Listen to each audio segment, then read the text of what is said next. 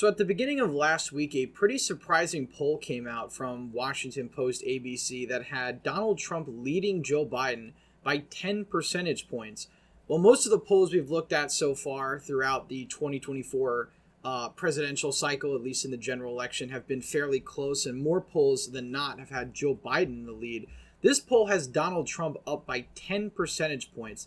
And, on its face, this poll seems absolutely insane, and we're going to go into the crosstabs and sort of analyze why this really does sort of illustrate a failure in polling. But we're going to take a look at a more broader trend and a broader message that the polls are giving us, which is the fact that Donald Trump is doing a lot better than most people expect, even despite everything that's been thrown at him in terms of indictments, obviously low approval ratings. Somehow he's still polling very competitively, and in some cases leading Joe Biden by a significant amount. So we're going to talk about why that is. We're also going to talk about what it would mean if this poll was actually accurate and what I think is likely to happen in the 2024 election at this point in time, and whether or not Donald Trump has a realistic path to the presidency. So we're going to get to all of that in just a second, but first, if you're new to the channel, please consider subscribing down below and liking this video if you enjoy. So this poll is incredible, given the fact that a Republican has not won the popular vote by double digits since Ronald Reagan back in 1984. If we take a look at some of the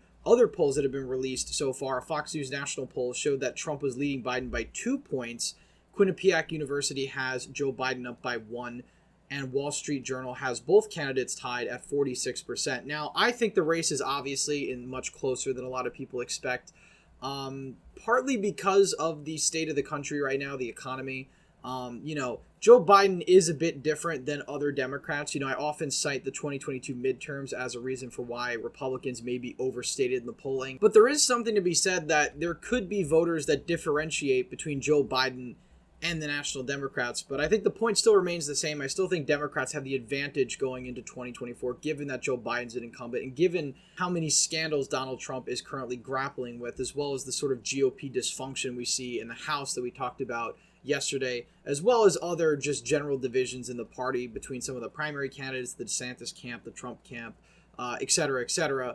It really doesn't bode well for Republicans to put such a divided front up against the Democrats in 2024. But, I bring up this poll not because I think it's a reliable poll or I think it's going to happen, but it is indicative of a broader trend that Donald Trump has sort of taken the lead now against Joe Biden in the RCP average. If we take a look at the RCP average now, Donald Trump is up by 1 point. Now, I think part of that is due to the fact that you have a Trump plus 10 poll in, but nonetheless, you do have other polls, New York Post polls, the Fox News poll that we talked about, that actually have Donald Trump in the lead despite everything.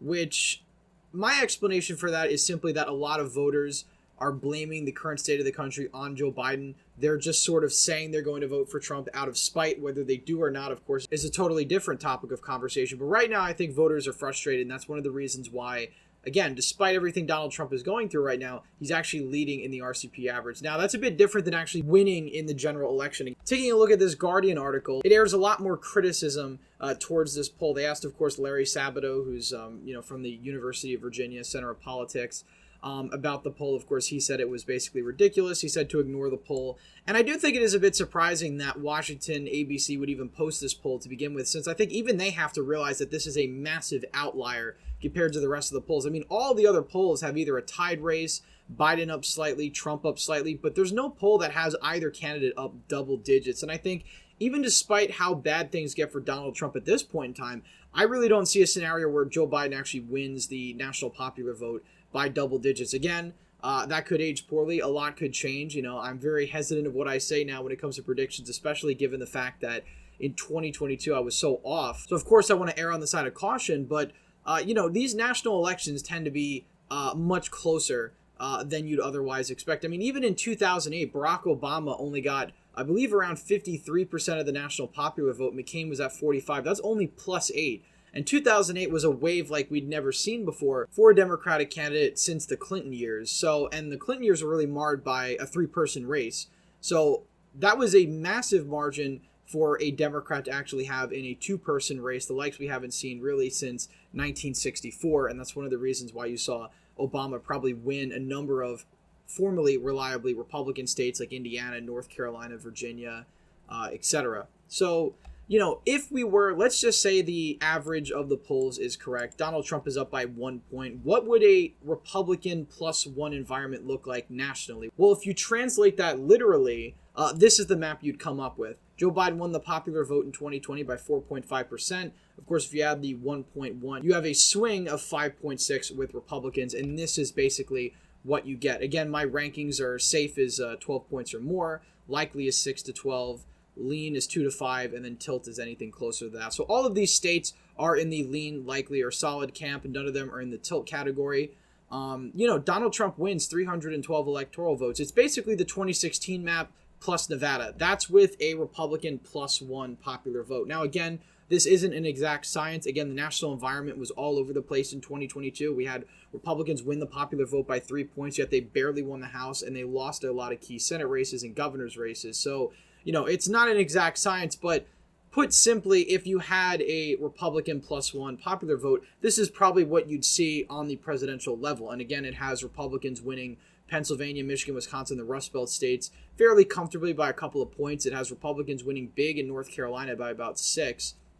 You have Georgia, Arizona, Nevada, all going to Republicans by comfortable enough margins. And of course, Florida going to Republicans by a likely margin. But 2024 is really uncertain because we still have, a year and a couple of months to go before the actual election. So there's a lot that could happen between now and then. You have the increased tensions in Ukraine, Russia, the economy, the debt, all these big issues that are going to play, I think, a big factor in voters' decision in 2024. But really, it's going to be down to whether or not voters would rather go back to Donald Trump, which in a lot of voters' eyes was, chaotic, but the economy was good, so that's sort of an upside. Or if they would stick with Joe Biden, who is seen as largely as ineffective, but he's seen as a quote-unquote safer option, a more stable option to Donald Trump. And that's one of the reasons why I've always said Joe Biden has the slight advantage here, because voters rolled the dice in 2016. They voted for Donald Trump very narrowly in the states that actually counted: Pennsylvania, Michigan, Wisconsin. These states really made up the difference. Florida, you can throw in there as well. But in 2020, voters erred back on the side of normalcy. They erred on the side of caution. They sided with Joe Biden. And despite the fact that Donald Trump lost the popular vote by 4.5 points, he barely lost the Electoral College in the swing states where it mattered. I think it was only 48,000 votes in Arizona, Georgia, and Wisconsin, which really would have made the difference for the Republican Party and for Donald Trump. But it still raises the question as to whether or not Donald Trump can actually win. There is obviously the possibility that Joe Biden is not the nominee, although I think it's very, very unlikely. I know a lot of Republicans have been very optimistic about that, hoping that Kamala Harris is the nominee, Biden steps down. But as of right now, I don't think that's likely to happen. I think Joe Biden is still going to be the nominee. Again, we have over a year. A lot can happen in that time period. But if it's Joe Biden versus Donald Trump, Joe Biden has the edge, especially when it comes to the electoral map. Whether Republicans like it or not, the Rust Belt is just a much friendlier region to Democrats. It always has been, at least for the past half century or so. Democrats have always been doing better on the national level. So Michigan, obviously, is a state that leans for Biden. Wisconsin's a state that leans for Biden. And Pennsylvania, quite frankly, is a state that leans for Biden. So that already puts Joe Biden at 270. That's with Nevada, Arizona, and Georgia going to Donald Trump, as well as North Carolina. So I'm not going to change all the margins on this map. But the point is, it's very difficult geographically to win as a Republican when it comes to the presidency. Again, if we look at the last time a Republican won the popular vote by close to a double-digit margin, it was George H.W. Bush in 1988. He won with 53.4% of the vote, and he won 40 states, which added up to 426 electoral college votes. Now, the reason why Republicans haven't had these geographic landslides in the electoral college anymore is because Democrats have a lock on a lot of states in the country called the Blue Wall, which basically adds up to around 200 or so electoral votes. So you really don't have a situation where Republicans can win really massive margins anymore like they did in 1988, unless they really crack into some of these so-called blue wall states. You'd really have to flip a state like California, Illinois, New York, Connecticut, Rhode Island, Delaware. You'd have to flip some of these solid blue states in order to actually get to 400 electoral votes. And for Republicans at this point in time, it's really not possible. Even in the best case scenario, you need a really transformational Republican figure to actually be able to flip some of these safe blue states, Illinois, New Mexico, maybe even Colorado. But again, it's so unlikely. And that's one of the reasons why Republicans don't have the opportunity to win massive landslide victories like Democrats can. That's why Republican victories, really ever since 1988, have been much narrower. You look at Bush in 2000, 2004, those elections were decided by one state, Florida and Ohio. And then, of course, you have 2016, where Donald Trump was able to win the Electoral College by a more comfortable margin. But in all of the states that ended up making the difference, he won these states very narrowly and never actually secured a majority of these states. And if we jump up to 2020, Donald Trump still failed to win a majority in these states and actually ended up losing. He improved his overall vote percentage in Michigan, Wisconsin, and Pennsylvania, but it wasn't enough because Joe Biden simply ate up the rest of what was the third-party vote back in 2016. So if you're a Republican, if you're Donald Trump running, obviously the Rust Belt is key. Again, I brought up that poll earlier just to sort of illustrate the fact that the polling does seem to be moving in Donald Trump's direction. But again, I err on the side of caution immensely given the fact that in 2022, Republicans were up in a lot of the key races, and they ultimately ended up getting massively disappointed because they just underperformed expectations. So for any Republican to beat Biden, I think it's sort of difficult. Again, some Republicans, more of the DeSantis ilk, will say that any Republican could beat Joe Biden except Donald Trump. Of course, you have MAGA saying that Donald Trump's the only Republican that can beat Joe Biden. I think the answer is probably somewhere in the middle. I think some of the Republicans running in the primary can beat Biden and some can't. I don't really think somebody like Asa Hutchinson or Doug Burgum could really stand up against somebody like Joe Biden. And vice versa, I really don't think that Joe Biden would have an easy time beating somebody like Nikki Haley or Tim Scott, people that are viewed much more favorably by people all over the political spectrum, independents, and even some Democrats. Nikki Haley in some of these battleground states is actually pulling the best out of the other Republican primary contenders. Now, of course, it's very, very unlikely that she wins the nomination. Perhaps we'll explore that possibility in a future video. But point being, there's still a lot of uncertainty to be had in 2024. I certainly have my opinions. I think as of right now, Joe Biden is the clear favorite in 2024, despite everything, just because Republicans have an institutional disadvantage now when it comes to the Electoral College map. We've lost a lot of states that we otherwise should be winning. Georgia and Arizona should be locks for Republicans. They have been,